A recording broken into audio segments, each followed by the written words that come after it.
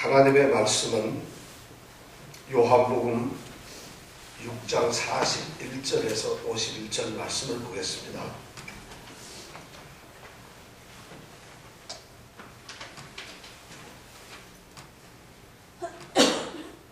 다 같이 한 목소리로 오늘 말씀을 읽도록 하겠습니다.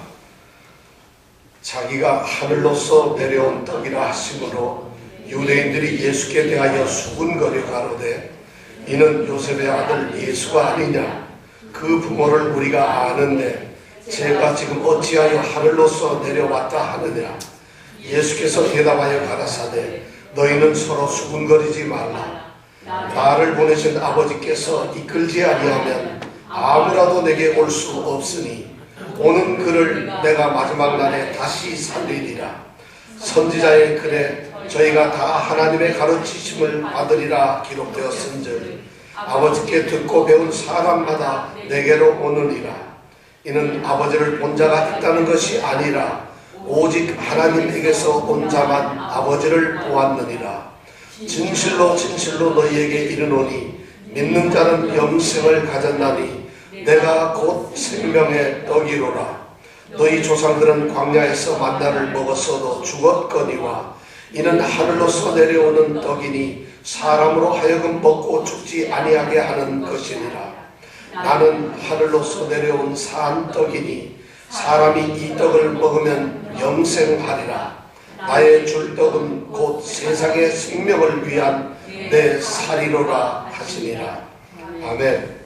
하나님께서 너무 귀한 찬송을 받으신 줄 믿습니다. 아멘. 그리고 찬송을 통해서 우리에게 어려운 일 만나도 어떻게 하라고요? 열심히 저축한 돈을 쓰자. 어려움을 당하면 이런 건가요? 예수를 의지하자. 이렇게 되어 있습니다.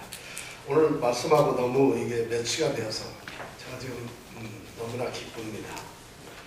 보리떡 5개, 물고기 2마리로 5,000명을 배불리 먹이신 예수님의 기적을 보고 사람들이 깜짝 놀랐죠. 그래서 그 예수님을 따라다니기 시작했어요. 예수님만 따라다니면 먹을 것이 생기고 예수님만 따라다니면 명예도 있고 권세도 있고 그리고 예수님만 따라다니면 나라도 회복이 되고 국가도 세워지고 또 예수님만 따라다니면 이 세상에서 높은 자리와 명예를 가질 수 있다고 사람들은 생각했어요. 그래서 기적을 베푸시는 그 예수님을 따라다니면서 그들은 예수님을 붙잡고 예수님을 왕으로 세우려고 했습니다. 그런데 예수님은 그것이 싫어서 산으로 도망을 가셨죠. 그러고 나서 예수님은 다시 마을로 가버나움이라고 하는 마을로 돌아왔을 때 쫓아다니는 사람을 다시 만나게 되었습니다. 그들이 와서 예수님을 계속 쫓아다니면서 예수님이 그들을 통해서 무엇인가 이루어내실 거라는 기대를 가지고 예수님을 따라왔습니다. 그런데 예수님이 그들에게 하시는 말씀이 엄청난 말씀을 하세요. 이 먹을 것만 밝히는 식충이더라. 너희들은 도대체 세상에 살면서 먹는 것, 이 땅에서 먹는 그런 일들, 살아가는 일들, 이 세상에 주는 그런 것들에만 어떻게 너의 정신과 인생을 다 바치느냐. 그러면서 예수님이 하신 말씀은 썩어 없어질 양식을 위해서 일하지 말고 영생하도록 있는 영원한 생명의 양식을 위해서 일을 하면서 살아라. 이렇게 말씀을 하시면서 그 썩어지지 아니하는 영생하도록 이 영원한 생명을 주는 양식은 하늘로부터 내려온 것이고 그 하늘로부터 내려온 그 참 떡은 우리에게 이 세상에서 생명을 주는 것이다. 이런 말씀을 그들에게 하셨습니다. 그러니까 그들이 그 떡 좀 우리에게 주세요. 우리 그 떡 좀 먹고 평생 동안 배 안 고프며 즐겁게 살아보고 싶습니다. 그런데 예수님께서 그렇게 말하는 그들에게 단도직입적으로 하신 말씀이 뭐냐면 그 하늘로서 내려진 떡이 누구냐? 나다. 내가 바로 하늘로부터 내려진 그 생명의 떡이다. 이런 말씀을 하셨어요. 오늘 말씀이 바로 그 내용 다음에 나오는 소위 사람들과 예수님과의 어떤 대화의 내용입니다. 오늘 41절에는 이렇게 시작되어 있죠. 자기가 하늘로서 내려온 떡이라 하심으로 예수님 자신이 하늘로부터 내려온 떡이라고 말씀을 했어요. 이 말씀을 들은 유대인들은 충격을 받습니다. 그리고 너무 당황한 나머지 그들은 예수님의 말씀을 듣면서 수군거리기 시작을 했습니다.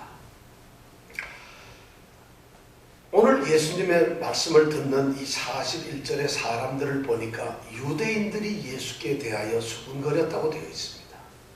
이 요한복음을 자세히 이 6장을 보면은 6장에 나오는 예수님과 지금 대화하고 있는 사람들을 요한은 이 복음서를 쓰면서 무리들이라고 계속 호칭을 했어요. 무리들에게 나는 하늘로부터 내려온 떡이다. 너희들이 나의 참떡을 먹어라. 계속 그리고 너희들은 썩지 않는 양식을 위해서 일하라 하고 무리들하고 이야기를 했는데 바로 이 6장 41절에 딱 도착하면서 그 무리를 유대인이라고 표현을 바꾸고 있습니다. 자기의 대화 상대를 이제 무리가 아니라 유대인이라고 이렇게 호칭을 바꿔주고 있어요. 수근수근거리는 사람들은 바로 유대인들이었다는 것이죠. 왜 유대인이라고 했을까요? 유대인들은 구약 성경에 아주 정통한 굉장히 이 성경을 잘 아는 사람들이에요. 그리고 이 유대인들은 스스로 생각하기를 이 땅에서 이 세상에서 하나님께서 특별히 선택한 백성인 자신들, 자기들은 선민 사상을 가지고서 그래서 이 유대주의라고 하는 이 유대라고 하는 그런 의식이 굉장히 강한 그런 아주 열렬한 그런 민족주의자들이었습니다. 그런데 안타깝게도 그들은 예수님과의 삶을 보면 성경에서 보면 예수님과의 관계는 좋지가 않아요. 매우 적대적이고 좀 불편한 관계에 있었습니다. 그래서 예수님을 그들은 비판을 했고 예수님께 따르지 않았고 결국에는 예수님을 십자가에 죽게 만드는 일까지 그들은 하게 됩니다. 그래서 이 유대인들이 예수님이 하늘로서 내려온 떡이라고 하는 이 말씀을 하니까 그 말씀을 받아들일 수가 없어요.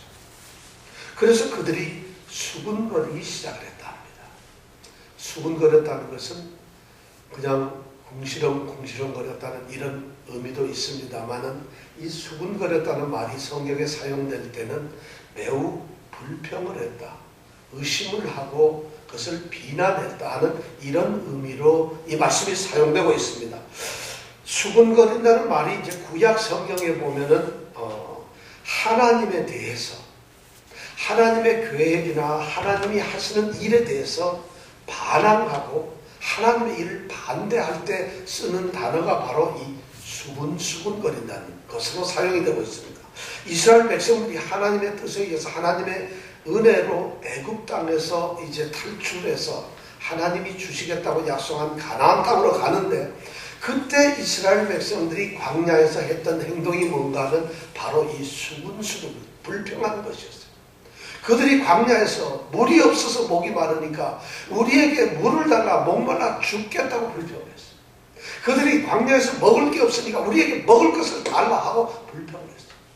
그들이 먹을 고기가 없으니까 우리가 애굽에 있었으면 차라리 고기를 얼마든지 먹을 수 있었는데 쓸데없이 우리를 광야로 끌고 와서 고기도 못 먹고 이렇게 죽게 만드는구나 이렇게 불평을 했어요.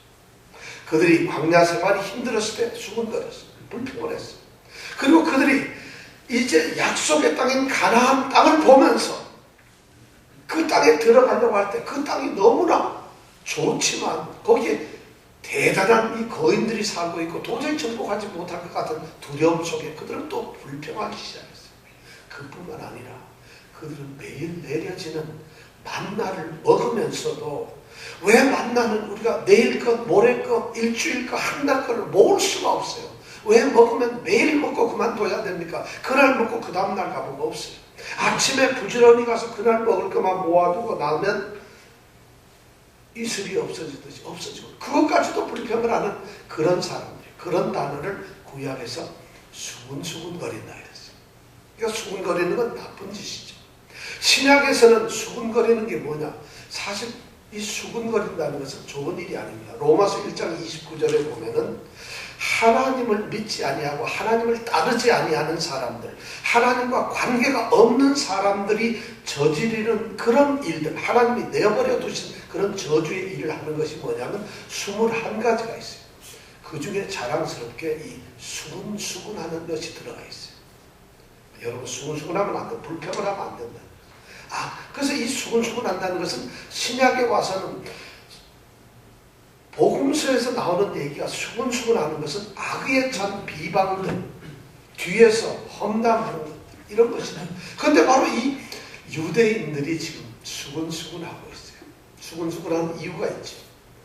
예수님 자신이 하늘로부터 내려온 떡이라는 것이 중요한 이 내용을 가지고 있어요. 예수님 자기가 하늘로부터 내려왔다는 것이. 그리고 자기가 떡이라는 것이. 자기가 무슨 떡이고 자기가 무슨 하늘에서 내려왔어. 유대인들은 하나님의 아들인 이 예수님이 하늘에서부터 내려오신 분, 다시 말씀드려서 이 땅에 사람의 몸을 입고 성육신하신 하나님의 아들이라는 사실을 받아들일 수가 없었습니다. 그들은 생각하기를 이렇게 생각했어요.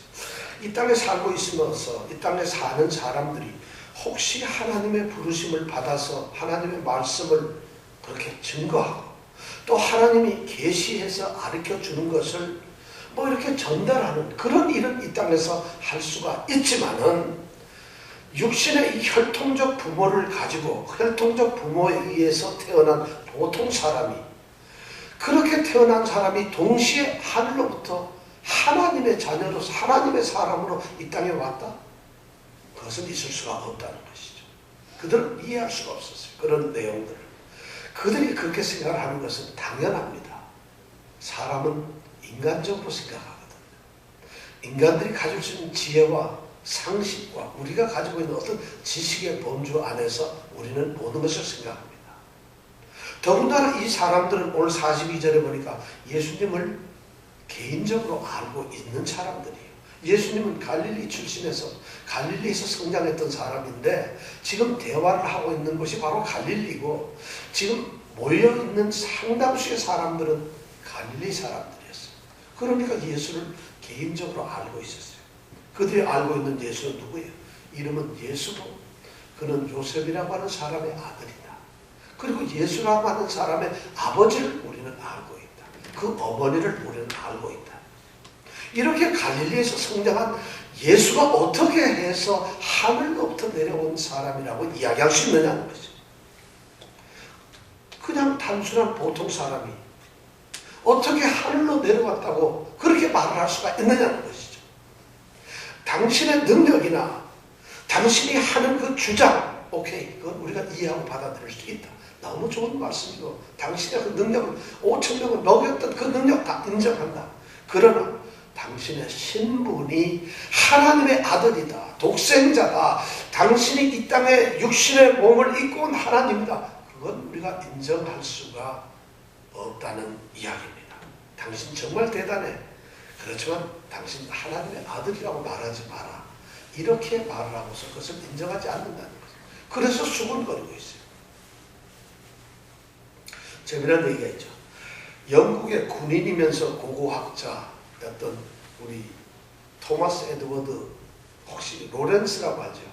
아라비아의 로렌스라고 하는 그 영화 소설의 주인공이었던 이 로렌스라는 사람이, 이 사람이 자기가 굉장히 친한 친구가 있어요. 누구냐면 토마스 하디라고 하는 거예요. 토마스 하디는 시인이면서 소설 쓴 사람. 무슨 소설 썼냐면 테스라고 하는 소설 아시죠? 여성들의 이 억눌렸던 여성의 권익, 그런 것을 신장하고 여성들의 어떤 그 권익과 그 권리를 이야기하고 그 인간들의 그런 것을 위한 그 유명한 소설 테스인데, 이 둘은 아주 가까운 친구였어요. 그런데 이 로렌스가 공군에 입대를 해서 공군 2등병 시절에 어느 날 이 도체스터 시리에 살고 있는 하디를 방문했어요. 방문을 하는데 이 하디와 부부가 있는 그 집을 방문했을 때 마침 거기에 보니까 어떤 사람이 하나 와 있는 거예요. 그래서 같이 그 사람과 같이 이제 동석을 하게 되었는데, 그분이 바로 여자분인데 누군가 하면 그 도체스터 시리의 시장님이셨어요. 그 여자 시장님이 이제 앉아서 이렇게 같이 대화를 하면서 차를 마시는데, 이 여시장이 굉장히 불쾌하고 갑자기 표정이 나빠집니다. 왜냐하면 자기는 시장인데 여기 와 있는 사람이 누군지는 모르지만 겨우 공군 쫄병이 와 있거든.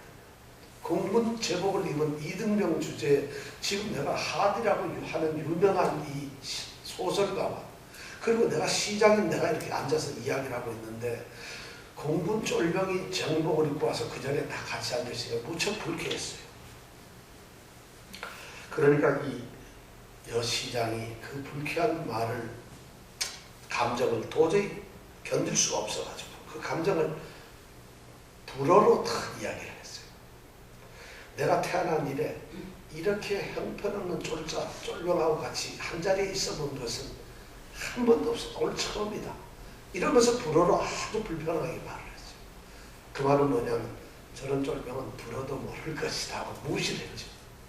그러니까 그 말을 들으니까 그 얘기를 들었던 하디나 하디의 부인이나 또 이 로렌스가 아무 말도 안 하는 거예요. 그러다가 로렌스가 이제 시간이 좀 지난 다음에 침묵이 지나고 나서 말을 합니다. 저기 죄송합니다 부인. 우리 친구인 이 하디의 부인은 불어를 할 줄 모르거든요. 제가 그 불어를 영어로 번역해 드려도 되겠습니까? 이렇게 얘기를 합니다.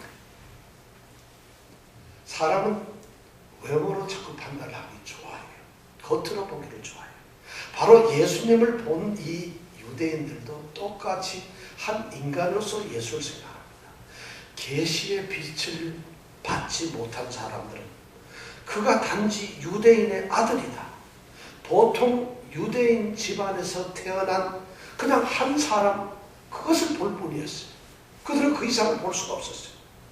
그들은 그렇게 한 사람 유대인을 볼 수밖에 없었다는 거죠. 그들은 마치 자신들이 예수님의 아버지를 안다고 얘기하고 그렇게 얘기를 하고 있었지만, 아는 것처럼 했지만 실상 지금 예수님은 자신의 아버지를 너희는 모르고 있다. 너희들이 아버지를 아는 게 아니라 내 아버지를 너희들 모르고 있다고 예수님은 그렇게 말합니다. 유대인들은 하늘로부터 오셨다는 이 말씀이 너무 불편했어요. 성육신한 것을 그들은 알지 못했어요. 자, 그렇게 되니까 예수님은 그들에게 말씀을 하세요. 수군거리지 마라. 너희들이 수군거리지, 불평하지 마라. 너희들 그런 이유를 내가 안다. 그러면서 예수님은 거기에 대한 설명을 하십니다. 예수님은 자기가 어떻게 하늘에서 내려온 사람인가, 어떻게 하늘 출신인가, 자기의 신분의 그 기원이 하나님이라는 것, 그것을 예수님은 그 유대인들에게 설명하거나 이야기를 하지 않고 전혀 다른 말씀을 그 유대인들에게 합니다. 무슨 얘기를 하느냐? 너희들이 어떻게 하면 내게로 올 수 있는가? 내가 하늘로부터 내려온 사람이다. 어떻게 왔는가? 그것은 너희들에게 중요한 것이 아니야. 그것을 너희들에게 아는 것, 그건 말할 수 없고, 차라리 너희들이 어떻게 하면 내게 올 수 있는가? 그것을 예수님은 말씀을 하고 계세요. 그러니까 44절에 보니까 예수님은 이렇게 얘기를 하시죠. 나를 보내신 아버지께서 이끌지 아니하면 아무라도 내게 올 수가 없다. 굉장한 말씀을 그들에게 던집니다. 하나님, 자기를 보내신 하나님, 그 아버지께서, 나를 보내신 아버지께서 어떤 사람을 이끌어서, 여기서 이끈다는 건 강제로 끌어당긴다는 겁니다. 끌어당긴다. 이끌어서 내게로 데려오지 않으면 어떤 사람도 자기에게 올 수가 없다는 거죠. 어떤 사람도 예수에게 다가올 수가 없어요. 어떤 사람도 예수를 믿을 수가 없다는 거죠. 어떤 사람도 예수를 영접할 수가 없어요. 어떤 사람도 구원의 자리로 들어갈 수가 없다는 거죠. 예수를 믿는다는 것이 여러분 그렇게 쉽게 되는 것이 아니라 아버지께서 이끌어서 내게로 데려오지 않는 자는 누구든지 예수를 믿을 수가 없다. 생명의 떡, 하나님으로부터 내려온 이 떡은 누구에게든지 아무에게도 주어지는 특권이 아니라는 것이, 누구에게나 그냥 주어지는 것이 절대 아니라는 것을 예수님은 말씀하세요. 예수님께서 오려고 하는 자, 오는 자는 하나님에 의해서 이끌려져야만 올 수 있다고 말씀하세요. 그러니까 우리 성도들, 예수를 믿는 사람들은 한마디로 얘기하면 하나님의 주도에 이끌려서 그런 하나님의 주도하심을 경험한 사람들이에요. 혹시 여러분들 하나님이 여러분들을 이끄셨나요?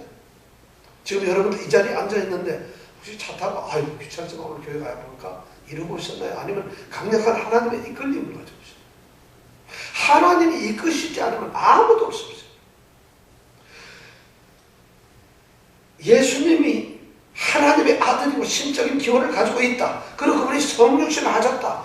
이것은 사람들이 어떤 방식으로 알려고 해도 알 수가 없지만 하나님께서 이끌어주시는 사람만 안다는 것이. 구원을 얻는 것은 인간에 의해서가 아니라는 것입니다. 하나님께서 이끄시는 하나님의 오로지 하나님의 주권, 오로지 하나님이 하시는 그 일 때문에 우리는 예수께로 온다는 것이죠. 교회에서 우리는 많은 사람들이 자신의 행위로 자신의 어떤 의지를 가지고 자신이 가지고 있는 체주나 능력을 가지고 또 자신이 어떤 지혜나 지식을 가지고 그렇게 해서 예수를 잘 믿고 구원을 얻으려고 하는 사람들이 있어요. 오늘 예수님은 바로 세상에 썩을 것을 쫓아다니는 그들이 수근수근하면서 생명의 떡을 어떻게 먹을 수 있고 당신을 어떻게 믿을 수 있느냐 하는 그 사람에게 예수님이 하시는 말씀은 너희들을 하나님이 이끌어서 내게 오게 하지 않으면 너희들은 내 말을 알 수도 내게 올 수도 없다고 말씀을 합니다. 사람들은 어떤 영적인 정신적인 그런 수행이나 영적인 노력에 의해서 혹시 구원의 자리로 갈 수 있을까 생각할 수도 있어요. 어떤 사람들은 예수 안 믿어도 착하고 선한 일하면 구원받을 수 있어 이렇게도 얘기합니다. 어떤 분들은 뭔가 종교적 행위를 열심히 종교적인 일을 해야만 그래야 믿음도 있고 좀 뭔가 채워지는 것 같아서 구원을 얻는다고 생각을 합니다. 예수님은 오늘 그렇게 말씀은 하시지 않고 전적으로 하나님의 이끄심으로서만 예수를 믿을 수 있고 구원을 얻을 수 있다는 것이. 이 구원은 절대적으로 하나님의 주권이라는 것이죠. 그래서 우리 장로교의 거의 창시자라고 할 수 있는 존 칼빈은 이 하나님의 구원의 은혜, 이 절대적인 주권에 대해서 5대 교리를 우리에게 얘기해 주고 있어요. 그 5대 교리가 바로 아버지께서 이끌지 아니하시면 아버지께서 이끌어야만 우리가 구원이 되고 아버지께서 이끌어야만 우리가 예수께 올 수 있다는 것을 5대 교리로 설명을 하고 있어요. 그것을 영어로 튤립이라고 합니다. 튤립, T-U-L-I-P, 튤립은 꽃이죠. 네덜란드의 전역의 90% 이상이 꽉 차 있는 꽃이 바로 거의 국화예요. 네덜란드. 그래서 튤립이라는 이 단어로 이야기를 하고 있어요. T는 뭐냐면 total depravity라고 해서 전적으로 인간은 부패하다는 거죠. 인간은 어느 누구도 전적으로 부패한 존재라.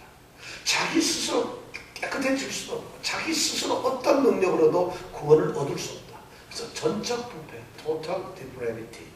두 번째가 유지요, unconditional election. 우리는 무조건적으로 선택을 받았다는 것이. 하나님의 은혜라는 것은 우리가 어떤 이 세상에 어떤 명망가이거나 우리가 능력이 있거나 우리가 열심히 있거나 우리 집안이 좋거나 우리가 뭘 배웠기 때문에 우리가 하나님의 선택을 받은 것이 아니라 이 선택은 무조건적인 하나님의 선택이에요. unconditional election. 세 번째는 limited atonement. 제한적인 속죄라. 이 세상 모든 사람들이 죄를 사함을 받고 구원을 받는다는 것이 아니에요. 특별한 사람들, 어떤 사람들은 저주를 받고 영생을 얻지 못하고 멸망의 길을 가게 돼 있어요. 어떤 사람들은 영생을 얻을 수 있다는 거예요. 이 세상의 사람들은 무조건 다 구원을 받는 것이 아니라 하나님의 선택된 예정된 사람들만 구원을 받는다는 것이에요. 그래서 우리 성도들은 바로 그런 사람들이라는 거예요. 여러분들 하나님의 선택을 받으면 축하합니다. 이게 얼마나 고마운지 몰라요. 만약에 나의 믿음, 나의 노력으로서 구원을 받는다고 한다면 우리는 구원을 못 받습니다. 왜냐하면 내가 나를 잘하는데 내가 뭐 잘났나요? 우리의 믿음이 하나님 보시기에 만족할까요? 하나님의 정하신 그 의에 우리가 채워줄 수 있을 만한 그런 믿음이 우리에 과연 있을까요? 하나님의 기준에 도달할 수 있는 정도의 우리가 그런 신앙을 가질 수 있겠습니까? 하나님이 선택을 한 사람을 무조건적으로 하나님이 구원을 하기 때문에 그래서 우리는 구원을 받을 수 있는 거예요. 우리가 부족하지만 하나님의 강권적인 선택이기 때문에, 그래서 제한적으로 선택된 자들이기 때문에 구원을 얻는다는 거죠. 그 다음 네 번째는 irresistible grace, 불가항력적인 은혜. 하나님이 우리를 선택하시고 하나님께서 조건적으로 무조건 전적한 부패인 우리 상태에서 우리를 갖다가 선택하셨다는 것은 거부할 수 없는 하나님의 은혜라는 거죠. 내가 그것을 원해서도 아니고 그냥 하나님께서 우리를 사랑하셨어요. 하나님께서는 하나님이 택하신 자들을 무조건 거부할 수 없는, 우리가 어떻게 할 수 없는, 하나님 나 그 사랑 싫어요. 그것이 안 돼요. 바로 이끌리심을 만든다는 거. 이 이끌림이라는 것이 그런 거예요. 우리가 낚시를 하게 되면은 고기를 탁 잡잖아요. 그럼 탁 잡으면서 그 손맛이라는 거 있죠. 손맛이 뭐죠? 고기가 딸려오지 않으려고 푸득푸득 하는 거예요. 저도 그거 좋아하는데 이러면은 기분 되게 좋아요. 낚싯대가 막 휘어지죠. 낚싯줄이 딱 끊는데 근데 그걸 그냥 탁 땡기면서 당기는 거죠. 이끌린다는 건 바로 그거예요. 하나님께서 우리가 타락한 죄인이고 우리는 죄 가운데 있기 때문에 하나님의 이끌리는 그 영광의 자리를 몰라. 그러니까 거부하죠. 하나님은 주권을 내세우는데 우리는 거부하고 반항합니다. 그럼에도 불구하고 하나님이 강제적으로 이끄시는 것, 저항할 수 없는 하나님의 은혜라는 것이 이거죠. 그 다음에 마지막 P는 perseverance of the saint, 성도의 견인. 그렇게 하나님이 선택하시고 은혜를 베푸셔서 속죄한 사람은 하나님 앞에 세워지는 날까지 영원히 하나님께서 붙들고 계신다. 견인을 든든하게 이끌어 가신다는 것입니다. 이것이 바로 성도의 것. 이 5개 교리를 우리 장로교는 믿고 있고 이것이 우리 장로교의 핵심적인 교리예요. 하나님의 주권이고 하나님의 은혜고 구원의 교리가 여기에서 나와 있어요. 죄송하지만 감리교 가면 이거를 인정하지 않습니다. 그들은 또 달라요. 그래서 장로교도 감리교도 이런 사람들이 서로 다른데 그렇다고 성경이 틀렸다가 아니라 우리가 믿는 하나님은 이렇게 주권이라는 것이죠. 바로 하나님의 이끄심에 의해서 우리는 예수님께 나아갈 수 있고 믿을 수 있고 구원을 받을 수가 있다는 것이 우리가 믿는 것이 아니라는 거죠. 그럼 어떻게 우리는 이끌림을 받을 수 있을까? 하나님의 이끄심은 어떤 것일까? 오늘 45절에 보니까 하나님의 이끄심은 하나님의 가르치심을 받는 자입니다. 우리가 이끌림을 받으면 하나님의 가르치심을 받는 거예요. 아버지께 듣고 배운 사람마다 예수님께로 온다는 것이죠. 예수님은 그 말씀을 하시면서 이사야서 54장 13절 말씀은 인용을 하고 계세요. 그 말씀을 통해서 이제 아버지께 배운 자들이, 아버지께 어떻게 우리가 배웠나요? 하나님께 우리가 여러분 뭘 배울까요? 여기서는 하나님의 위대한 계시를 얘기합니다.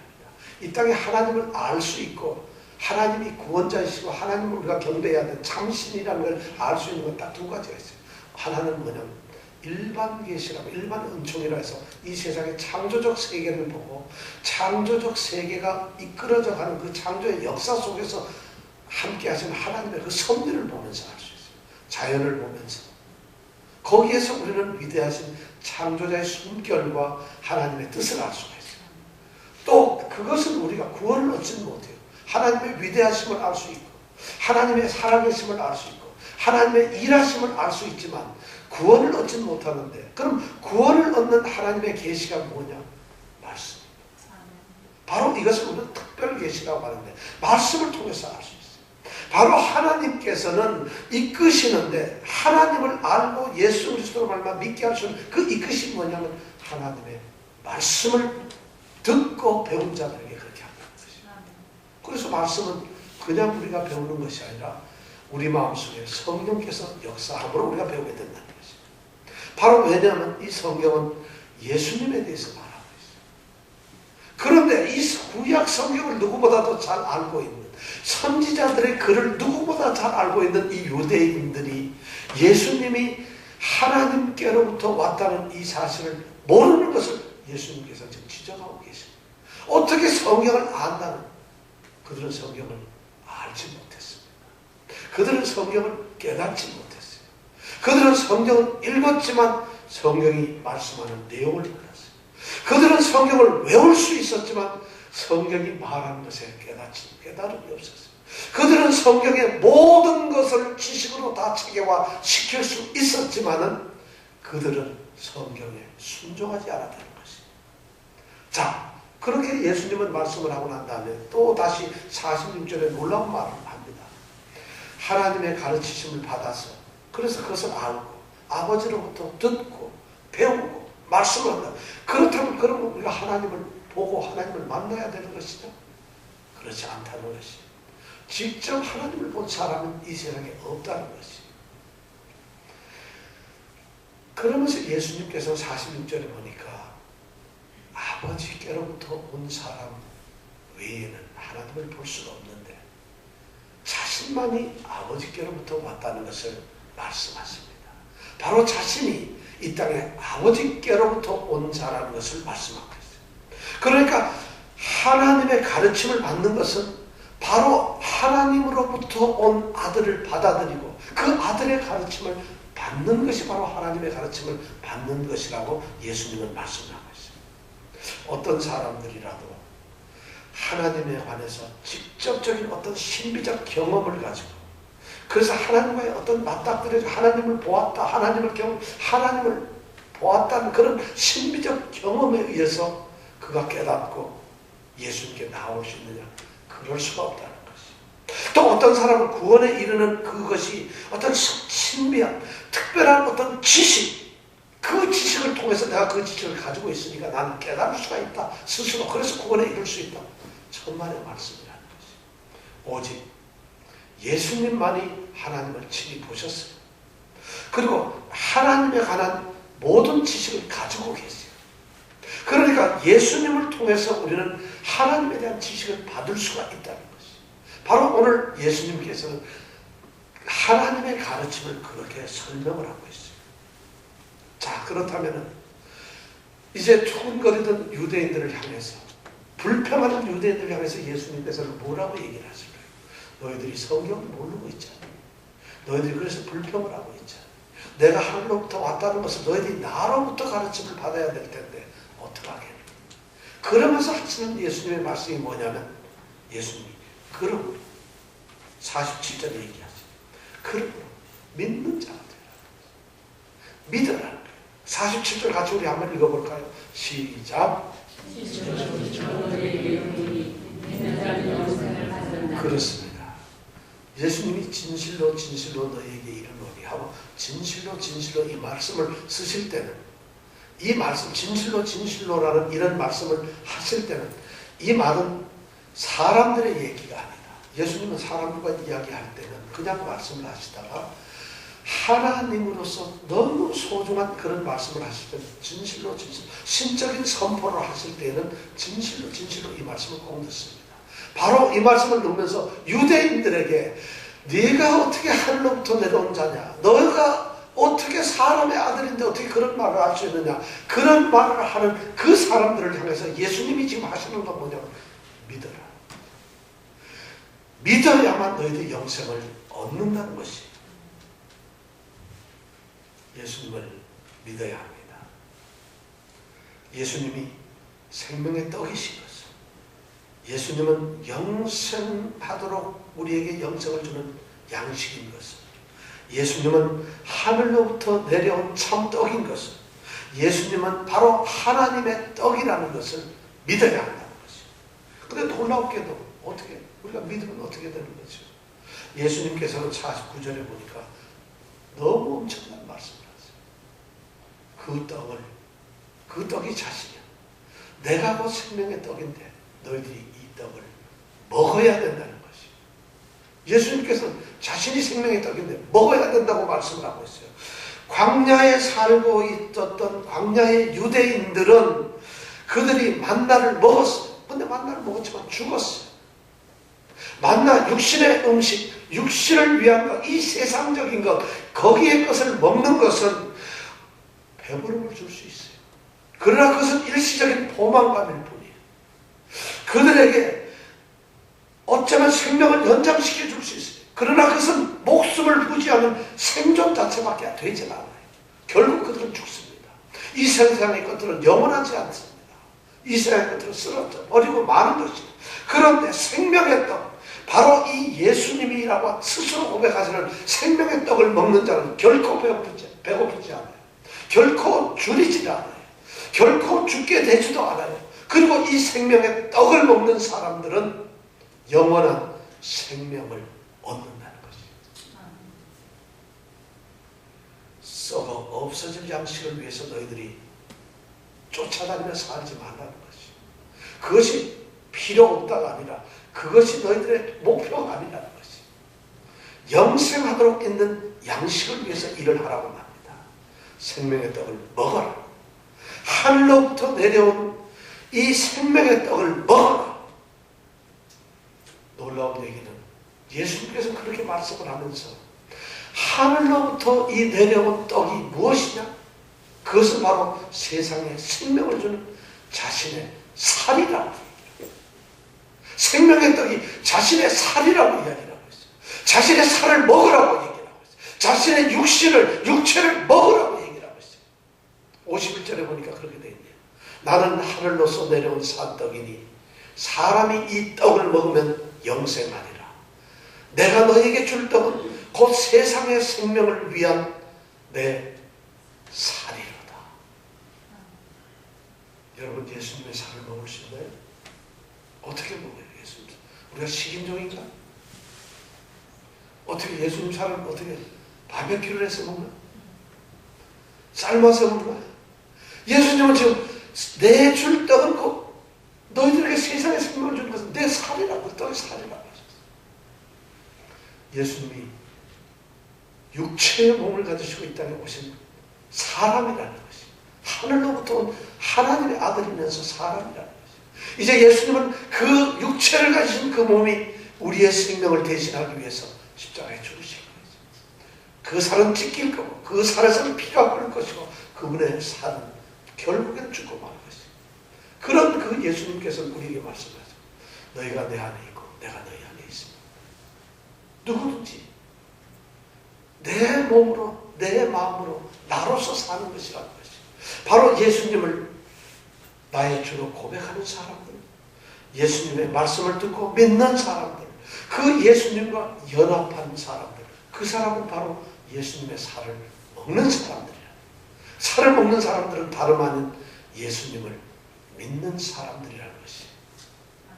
오늘 우리는 하늘로부터 내려온 떡이신 예수 그리스도를 믿어야 합니다. 이 믿음이 우리에게 있기를 축원합니다. 썩어질 양식을 찾지 마십시오. 기도하겠습니다. 나는 하늘로서 내려온 산떡이니 사람이 이 떡을 먹으면 영생하리라. 나의 줄 떡은 곧 세상의 생명을 위한 나의 살이로라. 주님, 저희들이 수군거리는 자들이 아닌지요. 세상의 욕심 때문에 세상의 일로서 예수님을 만나고 세상의 인간적 관점에서 예수님을 바라보며 예수님께 다가갈 수 없는 자신을 혹시 불평하고 있는 존재들은 아닌지요. 예수님께서는 불평하지 말라고 말씀하시면서 하나님의 이끌시심을 받으라고 말씀하십니다. 저희들을 이끄셔서 하나님께서 저희들을 이끄셔서 귀한 자녀로 삼으시고 예수를 믿도록 하심을 감사합니다. 예수를 믿고 싶어도 믿지 못하는 사람들, 예수님을 믿어서 구원을 얻고 싶어도 얻지 못하는 사람들이 있어요. 아무리 예수님을 믿고 싶어도 자신의 능력이나 자신의 소유나 자신의 어떤 지식으로도 예수를 믿을 수가 없어요. 오늘 예수님은 그들을 향해서 나를 보내신 아버지께서 이끌지 아니하면 아무라도 내게 올 수가 없다고 말씀을 하세요. 저희들에게 예수님을 깨달을 수 있는 이끌림을 주시니 감사합니다. 이 믿음이 하나님 나라에 이를 때까지, 마지막 날에 영생을 주시는 그 주님과 함께 하늘나라에 들어갈 때까지 변치 않게 하여 주시옵소서. 날마다 예수님이신 생명의 떡을 먹으며 이 세상을 살아가게 하여 주시옵소서. 예수님 이름으로 기도드렸습니다.